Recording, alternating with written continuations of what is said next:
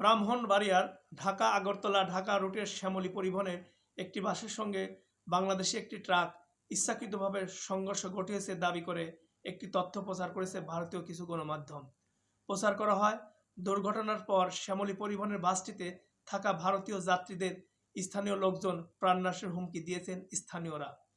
তবে বিষয়টিকে অপপ্রচার বলে উল্লেখ করেছে ফ্যাক্ট চেক বা তথ্য যাচাই প্রতিষ্ঠান রিউমার স্ক্যানার। মঙ্গলবার রিউমার স্ক্যানার এক প্রতিবেদনে এ তথ্য জানায়।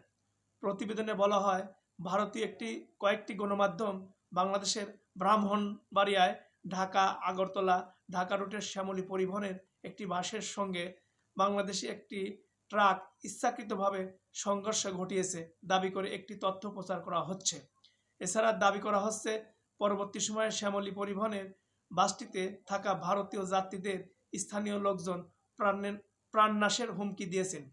তাদের সামনে ভারত বিরোধী নানা স্লোগানও দেওয়া হয়েছে। একই দাবিতে ভারতের ত্রিপুরা রাজ্যের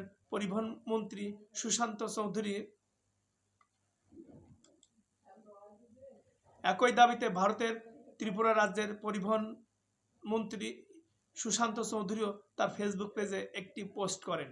তথ্যটি ভারতীয় ফেসবুক ব্যবহারকারীদের মধ্যে ব্যাপকভাবে ছড়িয়ে পড়েছে। রিউমার স্ক্যানার টিমের অনুসন্ধানে দেখা যায়, ভারতের আগরতলা থেকে বাংলাদেশের ঢাকাগামী ভারতীয় যাত্রী বহনকারী শ্যামলী পরিবহনের একটি বাসের সঙ্গে ইচ্ছাকৃতভাবে বাংলাদেশের ট্রাকের সংঘর্ষের দাবিটি সঠিক নয়। ভারতীয় যাত্রীদের হয়রানি করার তথ্যটিও মিথ্যা। প্রকৃতপক্ষে ওভারটেকিং, পিছনে ফেলে এগিয়ে যাওয়া চেষ্টাজনিত কারণে দুর্ঘটনার বিষয়টি ভারতীয় গণমাধ্যম অপপ্রচার চালানো হচ্ছে।